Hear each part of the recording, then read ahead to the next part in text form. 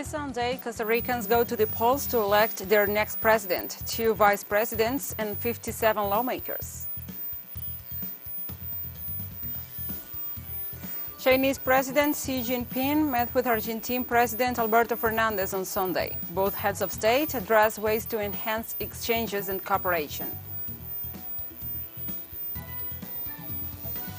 The African Union has condemned a recent wave of coups that has seen an unprecedented number of member states suspended from the bloc.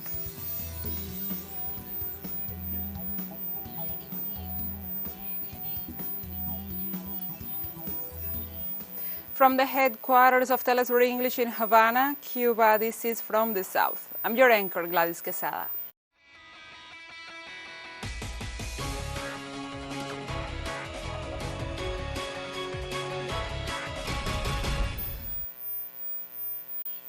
Now we begin. Costa Ricans go to the polls to elect its top authorities and renew its political landscape.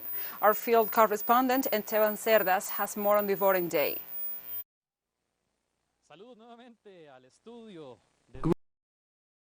Greetings again to the studio. From now the north of the capital of Costa Rica, specifically in the province of Heredia, here in this voting center in the canton of San Pablo specifically, the polls were already open. As we mentioned in a previous report, since 6 in the morning were the first voters who went to the different voting centers throughout the country. More than 1,847 polling stations were open simultaneously. 18,000 members of the polling stations and 65,000 poll watchers are those who are summoned to observe the electoral process in Costa Rica. 14,000 electoral assistants were provided by the Supreme Electoral Tribunal for the review of this electoral process in Costa Rica, where the presidency of the Republic will be defined today in a first round. That, yes, the presidency of the Republic. Some of the candidates will have to reach 40% of the votes to win the presidency. We also vote for the vice presidency and 57 lawmakers that will compose the Legislative Assembly. There are more or less 50,883 people that will be able to vote outside the Costa Rican territory in the 52 consulates and 42 countries where it was arranged for this to happen. It is the population between 18 and 39 years of age who have, in a very good sense, the power in their hands to elect the next presidency according to the Supreme Electoral Tribunal, and more than 3 million people are summoned to the polls, not only in Costa Rica, but also outside of it. This is the information we have at this time of the morning from Costa Rica. Stay tuned to TeleSUR and social networks. We go back to studio now. Thank you, Esteban, for this report, and now we continue. Eli Feinsack of the Liberal Progressive Party was the first candidate for the presidency of Costa Rica to cast his vote at the Januario Quesada School in San Rafael de Escazú. In a statement to the press after casting his ballot, the candidate emphasized the importance of people's turnout in this electoral process. I am very happy indeed. The support we receive from the street is impressive. The democratic spirit for me, when I see the pickets of other parties, the people celebrating, I love it. I love it because we have to recover that civic spirit, that democratic party that has characterized Costa Rica for decades, and unfortunately had been lost recently. I think it's very important that people go out to vote, to take to the streets wearing our colors, to show who we support, happy and content. The Costa Rican president, Carlos Alvarado, cast his vote in the morning at the Liceo de Pavas High School. I had some reports from my own family who are voting in different parts of the country, and they were telling me the same thing, that early on a lot of people are coming to vote. That's exciting. I said that's exciting. I think there is a lot of interest. This election has had some particular things, but I think it's a great election where pandemic care, analysis and reason and a lot of patriotic heart come together. Out of the 25 candidates running for president in this election, 4 are the most likely to go to a runoff in April. Let's see the details in the following work. This February 6th, over 3.5 million Costa Rican citizens go to the polls to elect their president, 2 vice presidents, and 57 lawmakers for the 2022-2026 term. 25 politicians registered as presidential candidates. However, none of them is likely to obtain 40% of the votes needed to win in the first round, as a survey from the Center for Research and Political Studies of the University of Costa Rica revealed during the days prior to the elections. The poll showed that former President and National Liberation Party militant Jose Figueres leads the voting intention, with 15% support. Former Vice President and Christian Social Unity Party candidate Lynette Soborio goes second with 13.7% of the ballots. An evangelical preacher and journalist Fabricio Alvarado is likely to obtain 10.6% of the votes.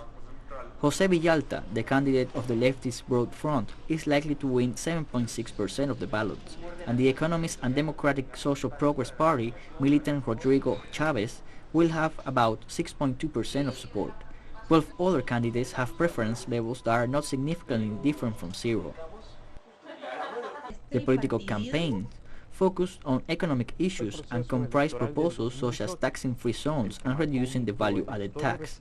Candidates also stressed the importance of investing in the health system, whose almost universal coverage is a source of pride for Costa Ricans.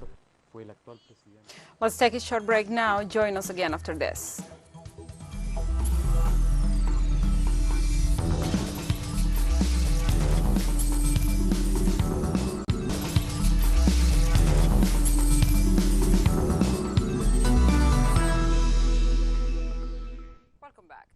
Chinese President Xi Jinping met with Argentine President Alberto Fernandez on Sunday. Both heads of state addressed ways to enhance exchanges and cooperation. Xi called on two countries to conduct high-quality Belt and Road cooperation and deepen cooperation in trade, agriculture, energy and mining, infrastructure, investment and financing, and jointly fight against COVID-19. President Fernandez praised the Beijing 2022 Olympic Winter Games opening ceremony and thanked China for vaccine and medical aid supplies and hoped for closer cooperation in vaccine and pharmaceutical production, and welcomed more Chinese companies to invest and to do business in Argentina. The two countries also reached a series of deals during the meeting, including the joint statement on deepening China-Argentina comprehensive strategic partnership and the Memorandum of Understanding between the governments of the People's Republic of China and the Argentine Republic on jointly advancing the Silk Road economic belt and the 21st century maritime Silk Road.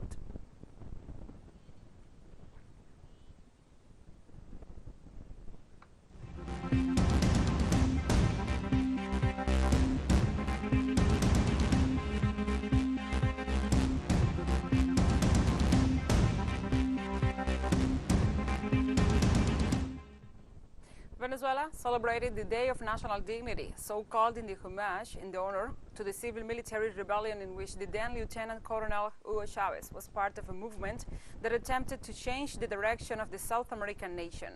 From Caracas, our correspondent Adriana Sibori with the details. The day began at the Barracks La Montaña, the military who participated in the civil-military rebellion on February 4, 1992, paid homage to Commander Hugo Chavez, who is buried here. Chavez led that uprising against a system that drowned many Venezuelans. Poverty reached 60% of the citizenship. The cost of basic food and fuel services became unaffordable for the majority of the population. That happens, a military uprising, per se, to found a nation, or to refound the basis of a nation. Here it is. It was not a military coup, the traditional coup. It was not. It was not, as they want to say, and still say it. It was popular military rebellion against neoliberalism, against the government of the 50-point path, and against North American imperialism. Meanwhile, the streets of Caracas were filled with Chavista supporters commemorating 3 decades of the uprising. For them, it was an uprising that gave an example of resistance. 30 years later, there are real facts, advances in housing, professionalized, technical and municipalized education. Venezuela today will not surrender to the pretensions of imperialism, with coercive measures violating the Rome Statute.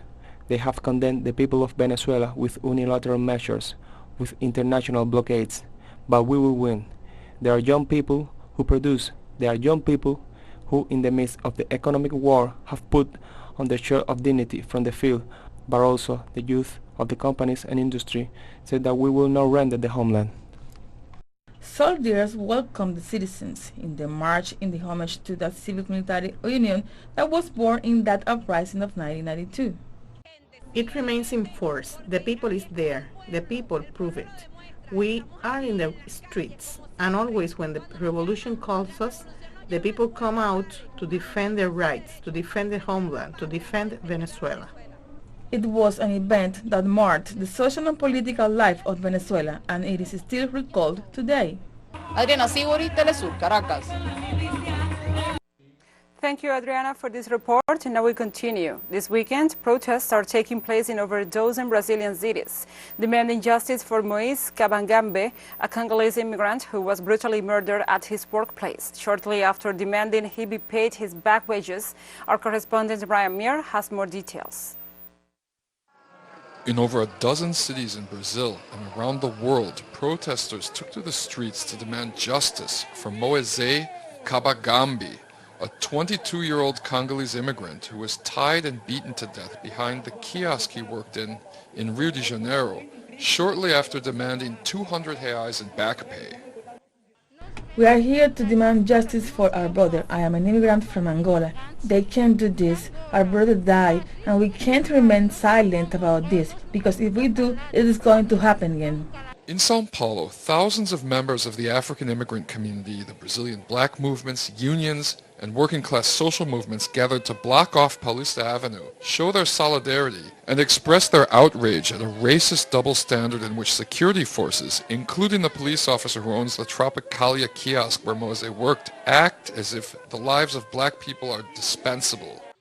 An African immigrant being beaten to death at 5 in the afternoon only because he asked for his back wages says a lot about this country, which has dismantled labor nights, that commits mass incarceration of the black population, that has turned violence into a spectacle. And we have come out today to say enough. Security analysts believe the murder was carried out by a militia. The fact that it happened right down the beach from where militia leaders live in the same condominium complex with President Bolsonaro and his family has not been lost on anyone. Brian Muir, TeleSUR, São Paulo. Thank you, Brian, for this report. And now we continue to other topics. Mexico's National Human Rights Commission asked immigration authorities to speed up the processes that will help nearly 2,000 asylum seekers to get documents to regularize their stay in the country or let them travel through Mexico without being detained. The Commission said in a statement that people, including minors, currently survive in poor conditions in the southern city of Tapachula, near the Guatemala border. The National Immigration Institute and the Commission for Refugee Assistance urgently demanded to provide humanitarian assistance to these people. Both organizations also asked to immediately create working groups in order to speed up the migratory regularization procedures or the recognition of refugee status. Tens of thousands of asylum seekers flee their home countries each year in an attempt to reach the United States, but many of them also seek refuge and protection in Mexico.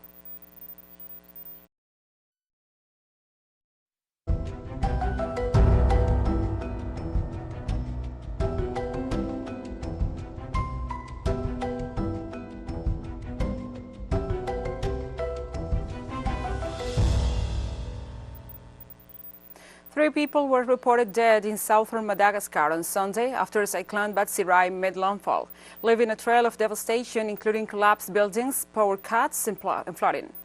Officials said one of the towns badly affected was Rica, on the coast where most of the buildings were destroyed, and the town was cut off from the surrounding area due to the flooding. Batsirai swept inland late on Saturday, slamming into Madagascar's eastern coastline, with heavy rains and wind speeds of 165 kilometers per hour. It was projected it could displace as many as 150,000 people. The damage from the storm system is compounding the destruction wreaked by another cyclone, Anna, which had hit the island just 2 weeks ago, killing 55 people and displacing 130,000 people.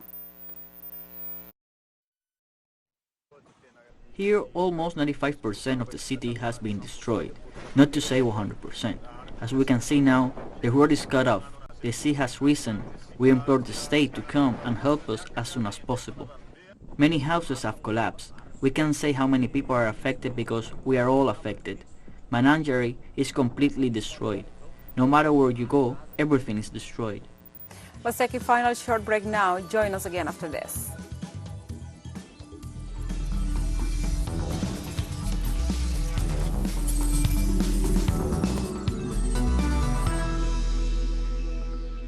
Welcome back. On Sunday, the African Union has condemned a recent wave of coups that has seen an unprecedented number of member states suspended from the bloc, as its annual summit drew to a close. Bankole Adeoye, the head of the AU's Peace and Security Council, said that every African leader in the Assembly has condemned unequivocally the wave of unconstitutional changes of government. 4 member states have been suspended by the Council since mid-2021 because of unconstitutional changes of government, with the most recent coup occurring in Burkina Faso, where soldiers ousted President Roch-Marc Christian Kabore last month. At no time in the history of the African Union have we had 4 countries in one calendar year, in 12 months, being suspended. Mali, Guinea, Sudan, and latest, Burkina Faso. And they use this occasion, this opportunity in their deliberations to condemn the attempted coup against the government led by President Mbalo of Guinea-Bissau. The African Union has continuously called for comprehensive, inclusive, all-embracing, immediate, unconditional ceasefire. And you can quote me on that. That's a number 1 priority from day 1, and still remains a top priority for the peaceful resolution, amicable resolution of the conflict in northern Ethiopia. On Saturday, Guinea's military personnel, politicians and civil officials attended a first plenary session of the nation's new National Transitional Council. During Saturday's meeting in Conakry, the council's head, Danza Kuruma, acknowledged the temporary authority. The council, made up of 81 lawmakers, was formed after a junta-led transitional government ousted former President Alpha Condé in a coup in September. Guinea's junta has benefited from the fact that ousted Condé, who became the country's first democratically elected president since the end of the colonial rule, had become deeply unpopular because he sought to circumvent term limits and won a 3rd term in office in October 2020, despite widespread protests. I'm aware that the radical change of the mechanisms that bring the elites to power and that allow them to remain in power almost indefinitely must be definitively resolved. Yes, never again must we write a constitution that will not be easily modified by the constituted powers. Ladies and gentlemen, the inauguration of this National Transitional Council comes at a time when Guineans are looking at each other and wondering about the future of the country they are looking forward to.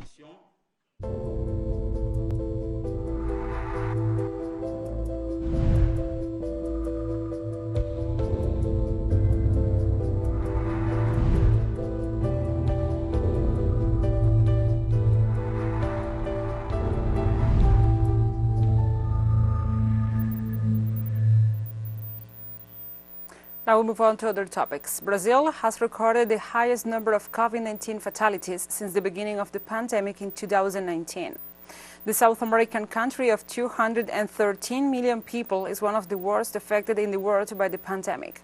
According to the National Council of Health Secretaries, the highest number of deaths from the disease was recorded on July 29th last year, when more than 1,000 people died in 24 hours.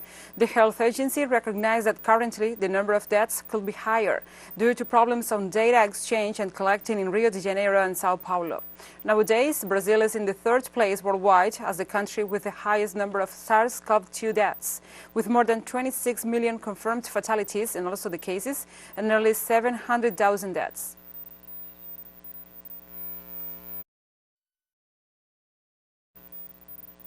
More demonstrations poured into the streets of Ottawa and other Canadian cities on Saturday, demanding an end to COVID vaccine mandates, as protests against the pandemic restrictions entered their 2nd week. In the capital, demonstrators gathered outside Parliament while waving Canadian flags and shouting anti-government slogans. The atmosphere, however, appeared more festive than a week earlier when several protesters waved Confederate flags and Nazi symbols as clashed with locals. The demonstrations, which started out as protests by truckers angry with vaccine requirements when crossing the United States-Canadian border, have morphed into broader protests against COVID-19 health restrictions. Similar protests were happening in almost every major Canadian city, including Toronto, Winnipeg, and Alberta.